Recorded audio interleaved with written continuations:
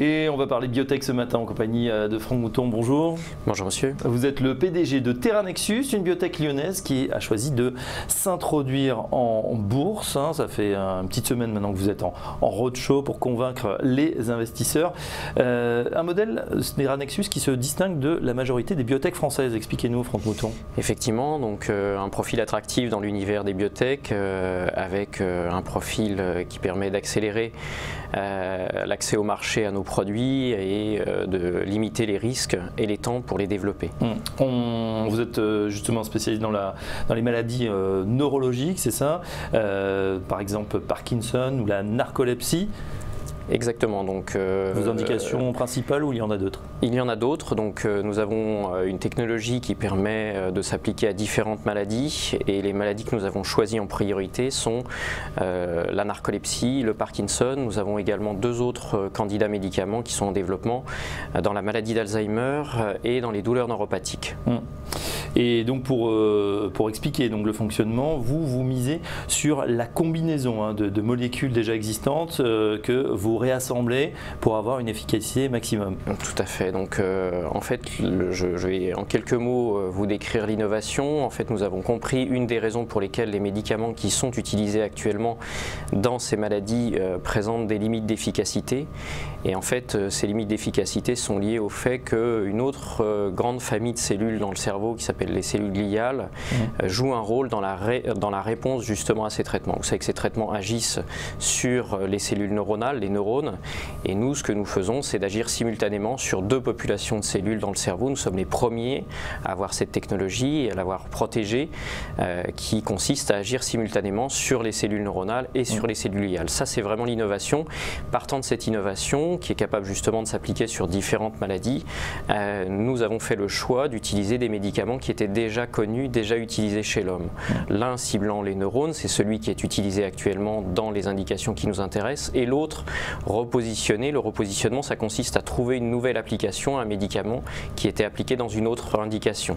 Et là, le fait de combiner ces deux produits permet justement d'avoir une meilleure efficacité, ce qui est recherché sur les indications qui nous intéressent, puisque vous le savez, actuellement, en dépit des traitements disponibles, ces maladies restent la première cause de handicap dans le monde.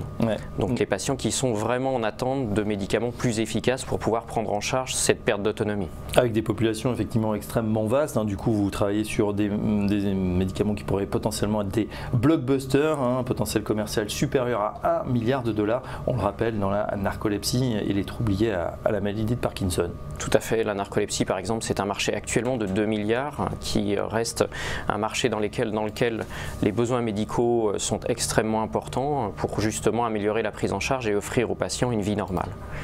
Idem sur le Parkinson, vous imaginez bien que c'est une maladie et le symptôme que nous adressons reste actuellement une des premières causes d'institutionnalisation liée justement au risque accidentogène dans cette maladie.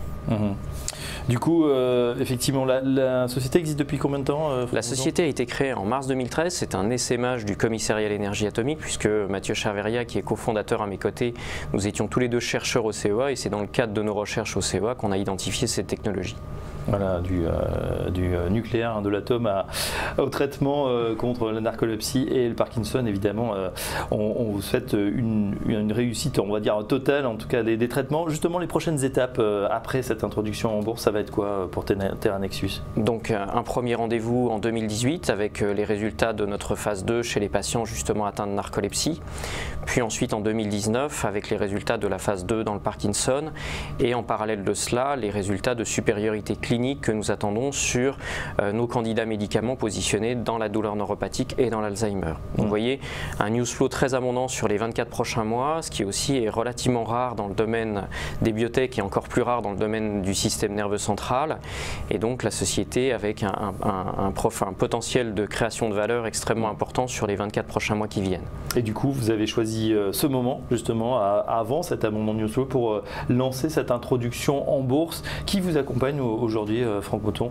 La société donc Ports-en-Par qui nous accompagne comme banque de listing et Midcap également qui nous accompagne sur ce process. Voilà, donc lancement donc, de l'introduction sur Euronext Growth, ça s'est passé le 11 octobre, on a encore quelques jours jusqu'au 24 octobre hein, pour souscrire, prix de fourchette entre 14 et 18,80 €, donc on est en plein dedans. Qu'est-ce que vous pouvez dire là pour convaincre les investisseurs peut-être qui nous regardent? Je dirais d'abord, comme je vous l'ai dit, un potentiel de création de valeur sur les 24 prochains mois qui est extrêmement fort. Je dirais également un profil attractif compte tenu du fait qu'on utilise des produits qui sont déjà connus chez l'homme. Ça permet justement d'abaisser tous ces risques qu'on rencontre en termes d'échecs liés à la sécurité.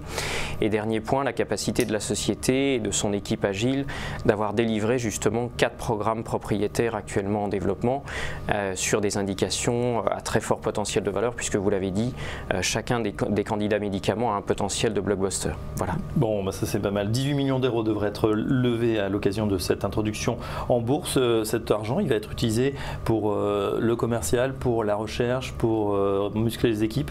Pour le développement clinique très majoritairement, puisque nous envisageons de réaliser 4 essais cliniques en parallèle, et ça c'est extrêmement coûteux, surtout qu'on veut le faire très sérieusement, en particulier sur le territoire européen et américain, et donc une partie importante justement de cette somme va être destinée à faire le développement clinique. Nous envisageons également de renforcer la capacité de plateforme de la société, puisque je vous l'ai dit, la technologie s'applique à différentes maladies, donc d'identifier de nouveaux candidats médicaments, et puis derrière aussi d'insister sur l'activité de business développement, puisque l'ambition de Terranexus à l'horizon 2019, c'est d'aller chercher un partenariat industriel sur le candidat médicament le plus avancé aujourd'hui.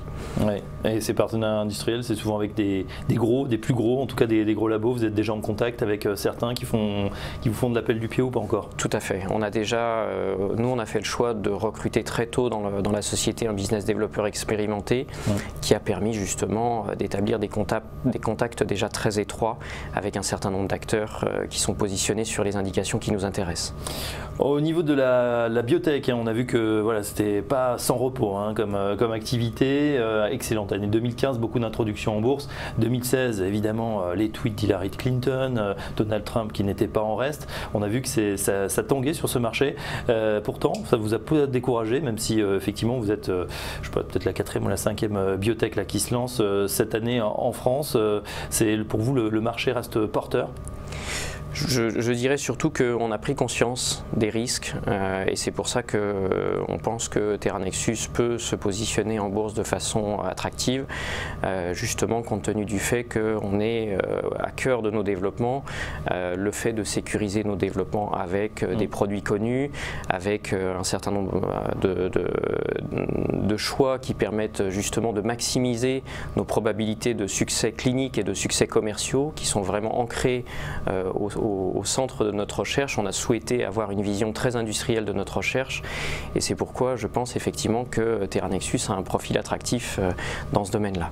Les fondateurs gardent une part du capital? Tout à fait, très significative, puisque actuellement nous avons près de 38% de la société, Mathieu et moi, et donc on est les premiers intéressés à ce que ça se développe et à ce qu'on arrive à ce succès. Voilà, un point important évidemment pour tous ceux qui vont investir, savoir que vous êtes immédiatement intéressés. On rappelle donc les modalités, offre ouverte aux particuliers jusqu'au 24 octobre, première cotation le 30 octobre, fourchette de prix située entre 14 € et 18,80 €. La société veut lever environ 18 millions d'euros. Voilà pour ceux qui souhaitent diversifier, on le rappelle, hein, dans les biotech, pas mettre ces œufs dans le même panier, même si on peut avoir confiance en Franck Mouton. Merci en tout cas d'être venu présenter votre société et puis bon courage pour la suite. Vous reviendrez sur cette antenne nous présenter les prochaines milestones comme on dit. Avec grand plaisir. Merci beaucoup Franck Mouton, le PDG de Terranexus avec nous ce matin sur TV Finance. Dans un instant, on se reconnecte au marché.